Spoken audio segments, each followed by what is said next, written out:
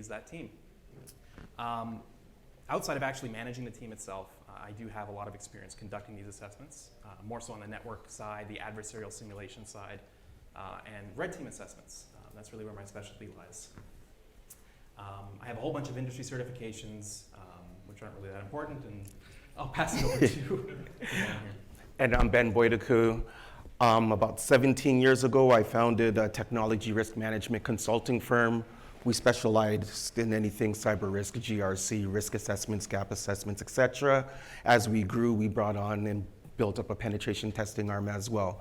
We grew so fast that we were acquired by a company named Scalar. A couple of years later, CDW acquired Scalar, and here I still am. It's a great place to be. I'm not advertising for the company. I'm just saying that this team is about 17 years old. I've headed it from the beginning. I still head it today. And I got a bunch of certifications too, but I let them all lapse. And then I go for training again and use that as an excuse. Slide deck seems a bit weird here. Okay, so let's talk about the current landscape of how risk assessments and penetration tests are conducted today. Just for those of you who may not be familiar with how these are done or what really the concerns are in today's industry. So I'll jump in even before the points go on. So one thing that I've noticed, again, for doing this for about 17 years, I've been in the field for 20 plus as well. Risk assessments, unless you're a bigger shop leveraging ServiceNow or Archer, et cetera, are still very manual. And I'm not gonna get everyone to put up their hands, but a lot of us still organize and use Excel as our primary tool. That's one of the things we're going to talk about, but it's one of the deficiencies or things that we could really find ways to become more efficient in the newer world. Yeah, and on the penetration testing side, obviously tools are used in order to conduct these assessments. We're starting to see some adoption of AI tools in some capacity, but the reality is the majority of testing is still done from a very manual perspective. And one of the biggest concerns in the penetration testing side of things of security is the lack of talent. Overall, cybersecurity has a limited talent pool, but that's even grossly more limited in the penetration testing side of things, especially if you're looking for senior talent. And one other thing is testing between vendors. If you were to get a penetration test from vendor A, for example, and then do another test with vendor B, it's going to be apples to oranges. You're not going to get the same kind of assessment across the board. And the reasoning behind that is some organizations or vendors treat penetration testing completely differently. Some organizations classify a penetration test as running a Nessus scan and spitting out a report, and that's it. It's not a penetration test.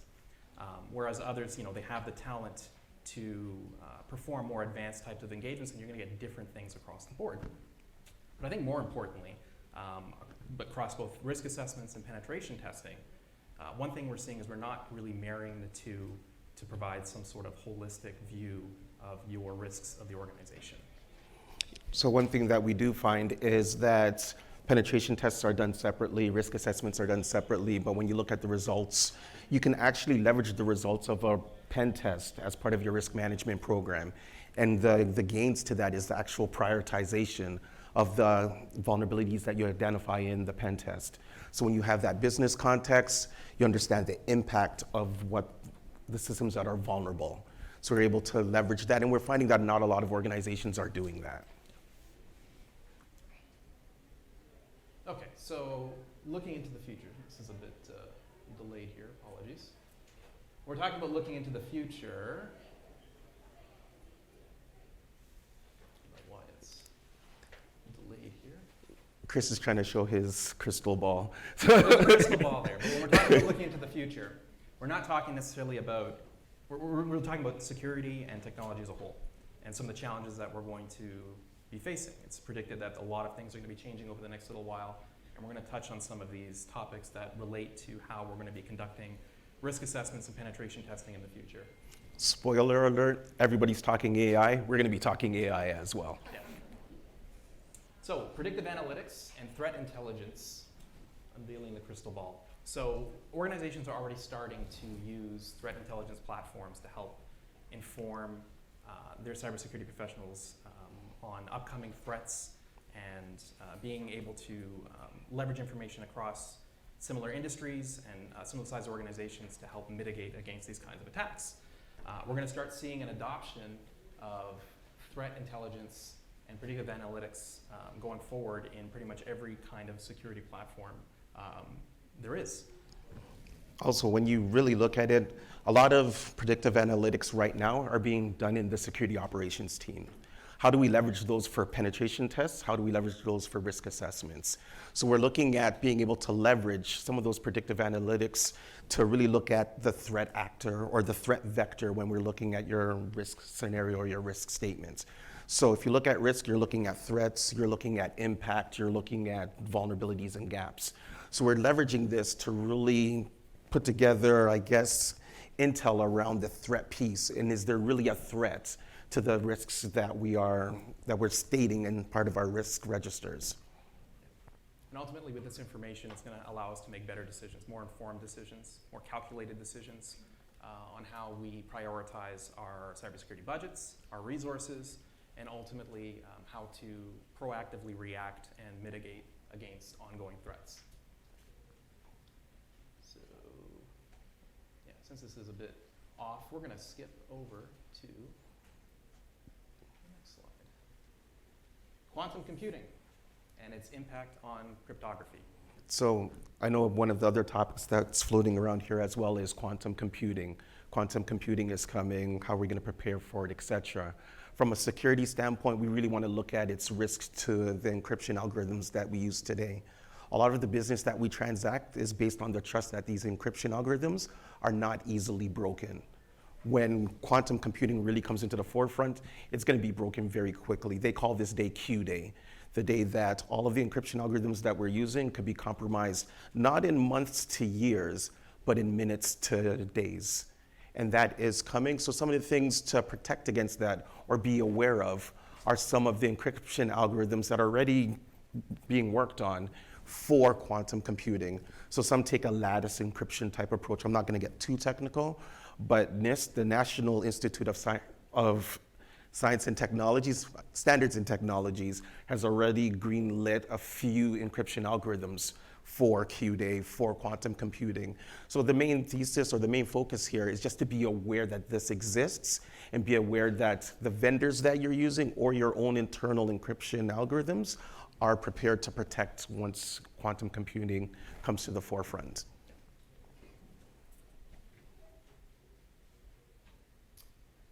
Cognitive security, so the era of adaptive and self-defending systems. With AI obviously being in the mix, there's going to be the ability for security professionals and security tools to amalgamate a significant amount of data and analyze that data intelligently and then provide that data for security professionals to review and make informed decisions.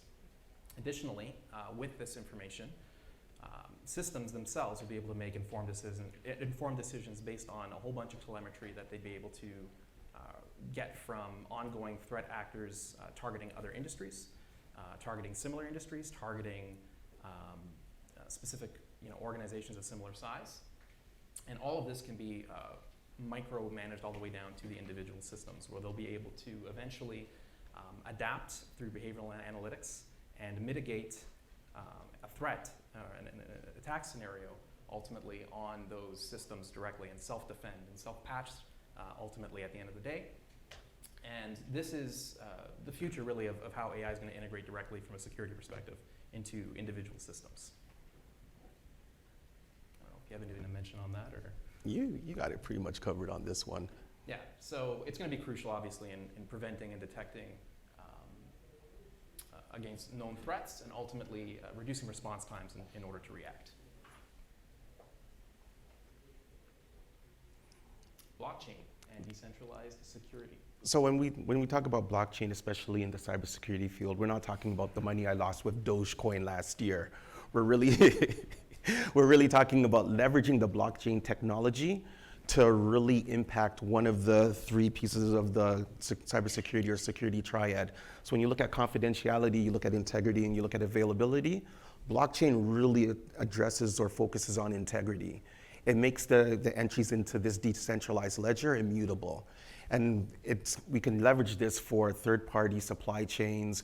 We can leverage it for trust overall into when we're looking at dealing between businesses. Yeah, and even from an identity perspective, right now we put a lot of reliance on third-party vendors to perform identity validation and verification. With blockchain and decentralized security built into the organization itself, you don't necessarily have to go that route of dealing with a third-party vendor. It could be something that's managed and controlled by your organization, and it's going to essentially allow for less false positives, false negatives, validation of identity that's immutable essentially, and ensuring that communications are occurring from the individual that started it and that's not being hijacked by some other threat actor. And we're starting to see, blockchain, being used in some industries. I'd say for like goods and services, the idea of implementing a blockchain to manage where those goods are going ultimately, back and forth. Making sure that there's no counterfeit products being used, et cetera. So when we look at business context or business-centric risk assessments, it goes back to what I was saying at the beginning as well. So when risk assessments are done today, we leverage a lot of what the consultant knows for the business context, for the threat. But leveraging AI can give us advancements or efficiencies in putting together dockets of what are the threats to this industry that this client is in? What are the threats to this client? We see ourselves as consultants, but more and more we're seeing ourselves as GPT prompt engineers as well, asking the right questions to get that kind of information to really help clients understand what's our threat landscape. Is it really real? Hopefully we're using GPT-4 versus 3.5 because we can actually pull live data off of the web with that. But really the purpose of this is really understanding the business. So when we find a gap, whether it's a gap analysis or a risk assessment, or we find a vulnerability in our pen tests, what are the real business impacts based off of this? It may be critical because of the severity of the vulnerability, but it may not necessarily be as critical to this line of business. So being able to leverage that information, we have it at our fingertips now. That's the real thesis when we're looking at business-centric risk assessments.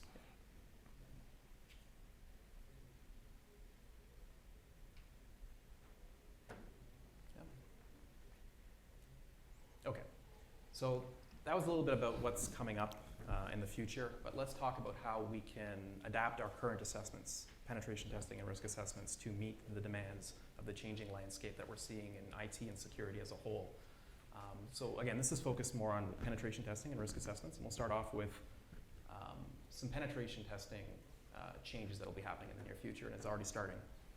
Autonomous penetration testing, or leveraging AI to conduct penetration tests, is something that is going to be paramount and something we're going to be using just as much as we're using right now vulnerability scanners and performing vulnerability assessments. Ultimately, it's not going to take away from doing that manual assessment. That manual assessment is still going to be needed, maybe once a year, but maybe not as frequent as penetration tests are currently being conducted at an organization. Ultimately, it's going to help bridge those gaps between what a vulnerability assessment is capable of picking up right now and some of the creative thinking that a penetration test would implement when conducting an assessment of that nature. It'll help reduce the threat landscape internally and allow your individual tester or your security professional to focus on more strategic initiatives. And ultimately, when they're doing a test, like a penetration test, they can do more creative approaches, focus on more sophisticated attacks that maybe the AI isn't necessarily capable of running on its own right now. Maybe in the future that'll change. Maybe I'll have a job tomorrow, maybe I won't, we'll see. Your job is safe. That being said, one of the tools I witnessed last year during the Collision conference was a source code analysis tool that not only did the source code analysis, so the SAST or the DAST, but what it really did was actually provide the code to you to actually copy and paste and replace in your app.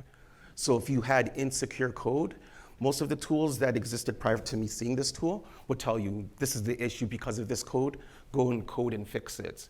This tool understood the code base that you're writing and wrote it in the same language. So you just copy paste and you're vulnerability free, but at least you've addressed the vulnerabilities that a tool will pick up. And these tools are getting smarter and smarter. So on the offensive security penetration testing side, we can leverage those tools. Also from the defensive side, preventing or preventative maintenance, these tools are getting smarter and smarter to help us defend ourselves as well. So contextual risk assessments. So contextual risk assessment, so going back again, so how are we leveraging some of the themes that we're seeing in our assessments?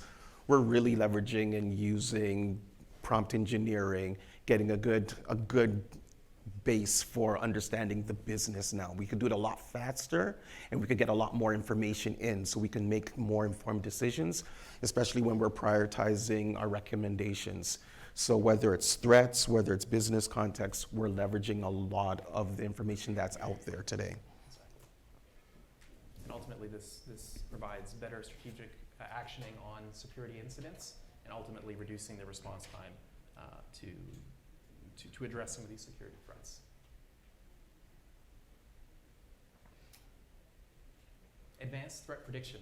So again, leveraging AI, again, a common theme, and leveraging intelligence platforms that are currently out there with telemetry, reaching out to various industries, similar industries, other ongoing APTs and their tooling. This will allow ultimately the ability for systems to adapt to ongoing attacks in real time and ultimately predict and anticipate a cyber attack against an organization and mitigate it. That is the proactive anticipation of advanced threat prediction. So when you look at threat prediction as it is today, it's really around just threat intelligence. We're not leveraging this information for prediction just yet. We're highly anticipating the time that we can because we want to leverage that for our risk assessments. We want to leverage it for our penetration tests as well because as mentioned, we use our pen tests from a risk lens, so we really want to look at the threat and is this threat imminent to the organization that we're assisting? So, augmented human intelligence. What we mean by this ultimately is leveraging some of these tools in addition to a standard security professional's ability to quickly analyze a vast amount of data to make accurate and proactive decisions when it comes to security management. And right now we're seeing an adoption of leveraging these AI tools to help facilitate certain functions of various security roles.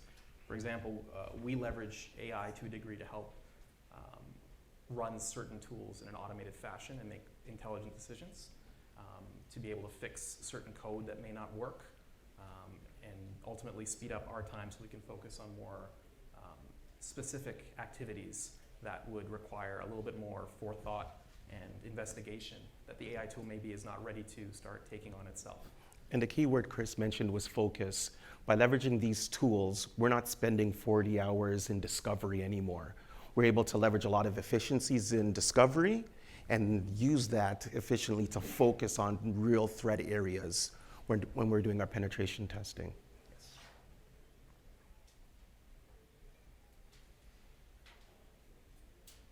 Continuous and adaptive assessments. And this is where Chris says, do I really still have a job or not? So when we talk about continuous and adaptive assessments, right now on a frequent cadence, I would hope that all of us in here are doing our vulnerability scanning, our vulnerability assessments, and adding that to our ever-piling list of vulnerabilities that the engineers, operations all have to go and patch or fix. We're able to now leverage this with penetration testing as well.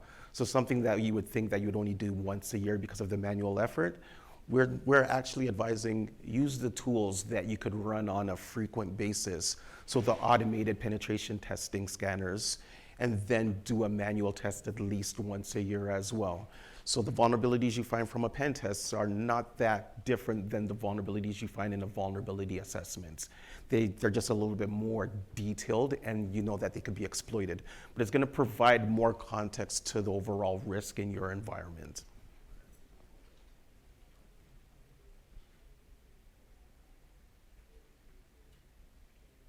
Yeah, and again, the main focus is if you have an assessment that's ongoing in a production environment, for example, on a regular basis, you're going to reduce the risk of knocking something out in production, performing some sort of denial of service over time as these tools evolve and adapt their AI to your environment. And ultimately, this is also going to allow you to uncover potential novel vulnerabilities that may have not been picked up by a regular tester. As soon as this AI tool is able to learn your environment and understand how things operate, it's able to potentially make very informed, specific decisions that may have been missed by a regular penetration tester at the end of the day. And this ultimately is going to allow your organization to stay ahead of evolving threats and enhancing your resilience overall. So ethical AI and explainable AI. So when we talk about AI, there's obviously got to be some discussion around the ethics around that. And from an ethics perspective, penetration testing and red teaming and what I do is already kind of on the gray line of whether or not it's ethical. So ultimately, a threat actor is not going to care about this. They're going to use whatever tools are in their arsenal to be able to attack your organization, and they're going to leverage AI to help do so. But when you're conducting assessments in your own environment, you need to make sure that whatever AI models you're training your systems on are transparent so that you can do an audit of what is actually being looked up. These models should also be auditable and accountable for individuals who have put them together. In addition, there should be no bias around them. If you want a true lens of what your cybersecurity threat landscape looks like, you can't really introduce any bias into your environment. You have to look at it from the lens of a dedicated threat actor. And so ensuring that your organization has guidelines around how these models are implemented and that there is some sort of accountability around how they're being run is going to be paramount in ensuring that these types of assessments, when they're conducted, are conducted in a proper manner. So you're not exposing privacy, so you're not exposing sensitive information, and ultimately so the organization can stay safe from a cybersecurity perspective.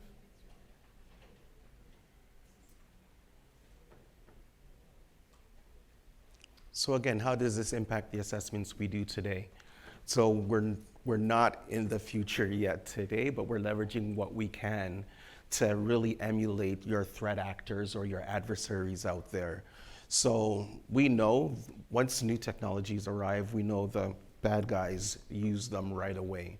We're leveraging them to emulate and be able to do assessments to better provide as security professionals the business management, the true risks of the vulnerabilities we do identify. Yeah, so a couple of things organizations should start looking into is implementing AI into their organization in some capacity, whether it is through some sort of risk assessment or penetration test, because it's coming, whether you like it or not, and you should learn to embrace it at the end of the day, because it is going to help you defend your organization against threat actors who are using the same technology to attack it.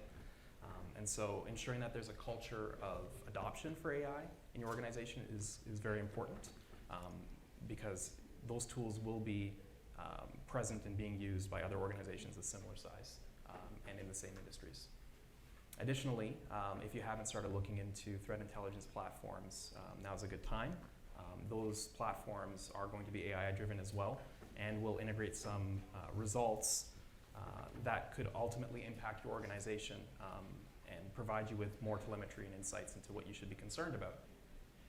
And finally, I think risk assessments and penetration testing, if you're not looking to integrate the two results together and you treat them as two separate types of assessments, you should start looking at integrating that data in some capacity, because it does give you more holistic view of your environment right down to the asset size, or right down to the asset, all the way up to ultimately the business context. And yeah, that's pretty much what we can do right now to prepare for these upcoming changes in technology and security. And take advantage of them. And that is pretty much it. You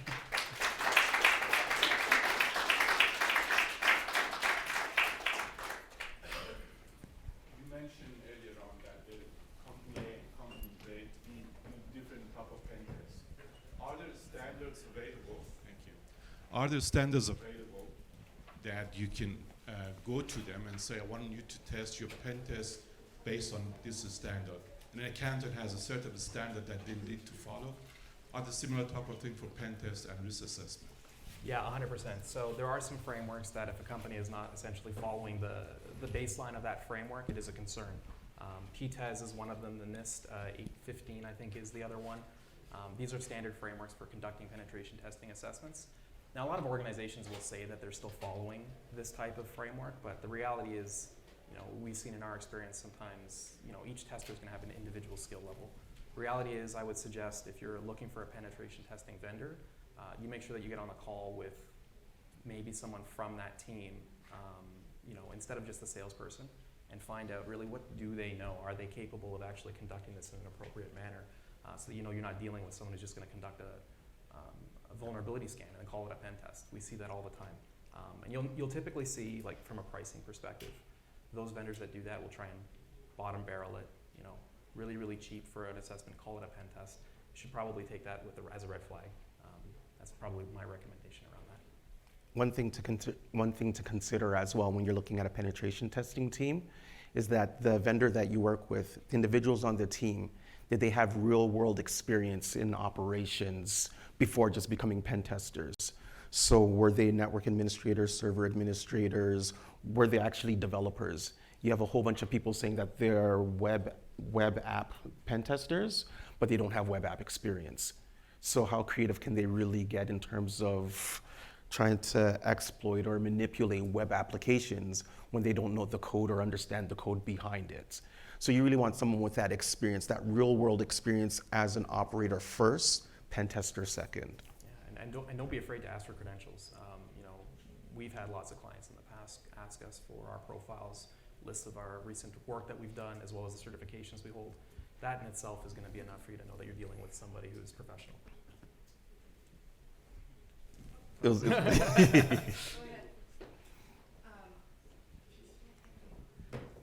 the risk assessment and a little bit beyond the technical side, can you speak a bit about how you're quantifying financially some of the... You knew it was coming, right? I forgot to mention it. So one thing that made the adoption of quantifying risk assessments, especially in a manual world, it made it harder to do it. There's methodologies that exist. FAIR is one of the main ones. A lot of them use the Monte Carlo simulation, etc. But because in a manual world, it's so hard to try to gather that information, crunch those numbers, and then relay it back into actual quantifiable figures, that's why it hasn't really been broadly adopted. Leveraging tools, you're able to do that a lot more easier. Because once you understand the business context, and I'm sharing some of my secret sauce here. Once you understand the business context and tie that to financial values, when you look at the vulnerabilities and you tie that to impact, you can look at the financial value of the asset that could be impacted. That being said, when you're saying that this vulnerability is a critical, you could then map it back to a quantifiable number based on understanding that business. So the technologies that are coming out are making it a lot easier to adopt quantification of risk assessments.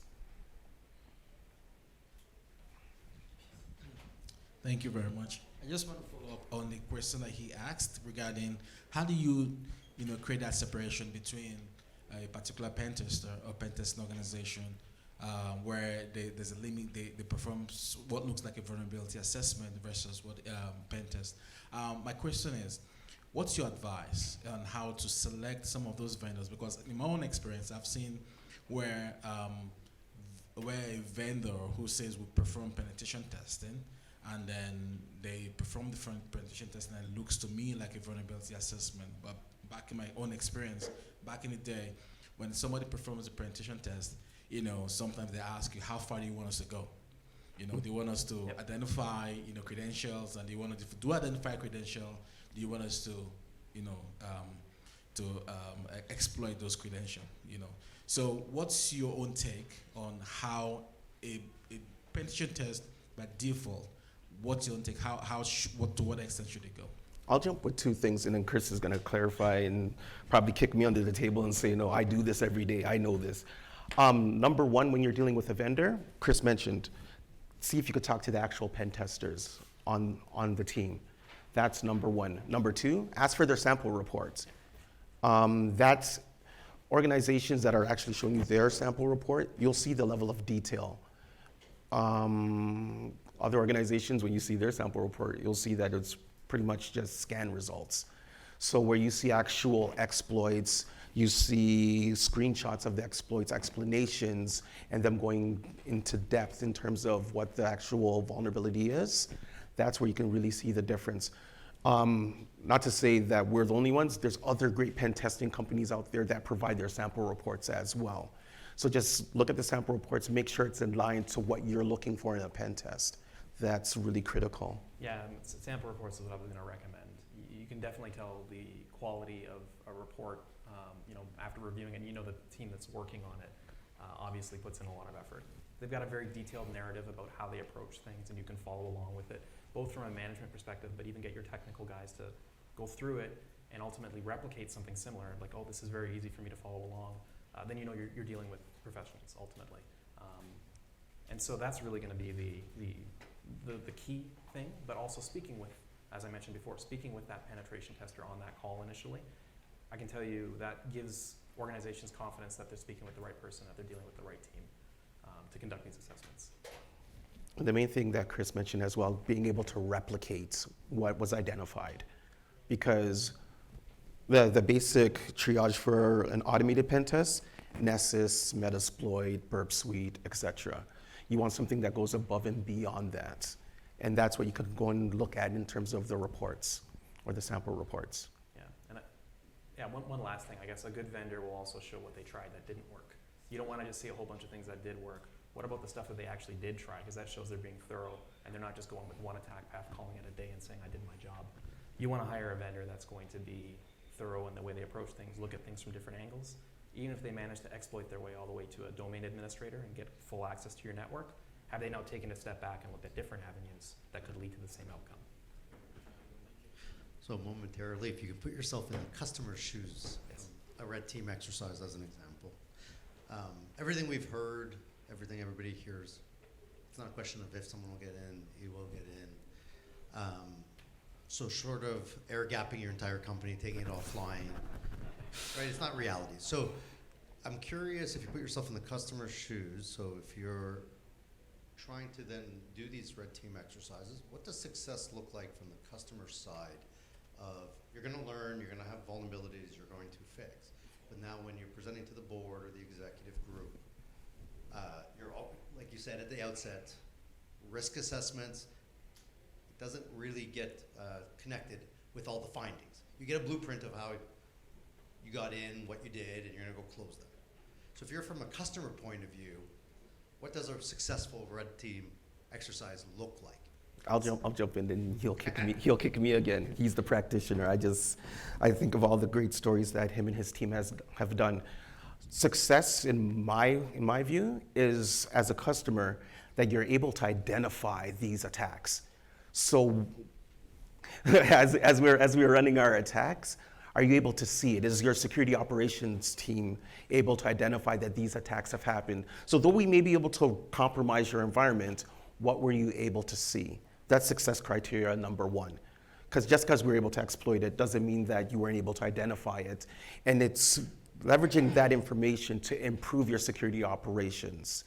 Another item that I would look at in terms of success is, it'll come to me, when you look at the results, what were you able to defend?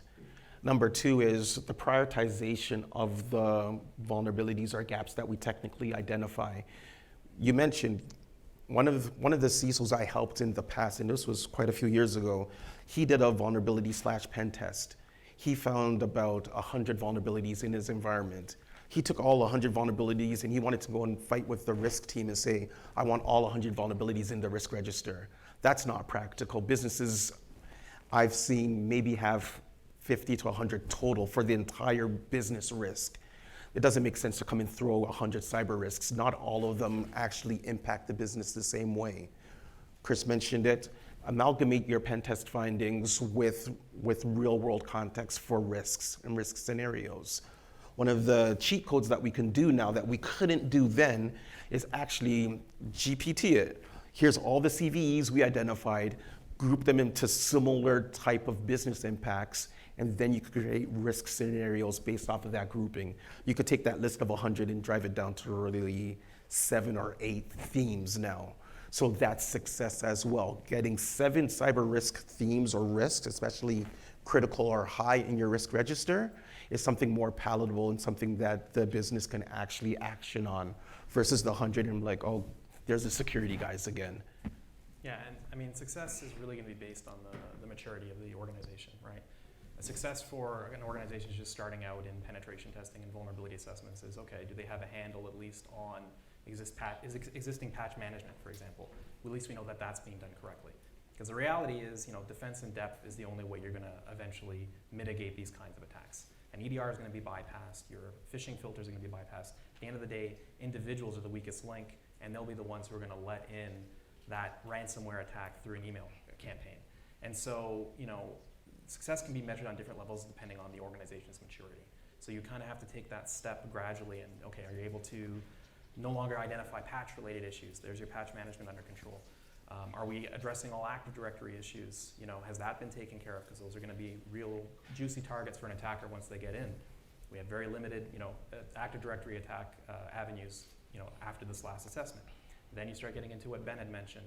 Are your teams able to detect and respond to these threats in real time as we're doing an assessment? And I guess for those of you who may not be aware, a red team assessment proper is meant to be something that's a bit more covert and done to really test the security response and detection capabilities of an organization, whereas a penetration test is more focused on the vulnerabilities themselves, meant to be a bit more overt. Everyone knows what's really going on. So a red team kind of takes it up to that next level, where now you're really pushing the boundaries of what are you actually able to see and where are those gaps in your visibility. So success is really dependent on where you are in that security growth, but that's pretty much it. And Chris is being humble. When he talks about EDR bypass, there hasn't been an EDR that exists, whether AI-driven or not, that Chris hasn't been able to bypass. I've got messages from him and the team at 3 a.m. We did it. We broke through this one. I'm not going to name any vendors because they're great vendors, but nothing is perfect. And these are things that we're able to compromise. We have 1 minute left, so we'll let you go with your question. And Great, thank you. So you mentioned about predictive analytics on upcoming technologies. I want to know that based on that is a trust that you're going to put on your sample data and your training data. So when you want to bring up tools that they're going to detect abnormal activities. So I want to hear that. What are your measures on protecting the data, the sample data that are going to train the AI? So that's a real good question. We only got a minute left. So from that standpoint, that's a lot in the security operations world. Those are technologies that are coming, that exist, and they're leveraging real world information, not necessarily your own organization's information. So as you start treating it with your own organization's information, I'm gonna cautiously trust the security controls that they have in place for those applications and data models. From the external standpoint, we're just using external real world data. What's some of the Twitter chatter? What's going on in the dark web? All of the telemetry sources we can aggregate externally, so public sourced information, that's the information that we're really talking about when we're talking about predicting external threats. Yeah, Go. and I was just going to say, anonymizing some of your own personal data to help amalgamate in that big cloud of data is going to be very important if you want to protect your organization specifically. But understanding that other organizations are probably going to do the same thing. So, where you're getting your data from is going to be very important, and you're going to have to put trust in certain vendors that are amalgamating that data correctly. But leverage that information for risk assessments. It's golden, because it's very hard to deny a risk scenario that's backed by actual data. And I guess that's time. I think that's it. Thank you so much. Thank you.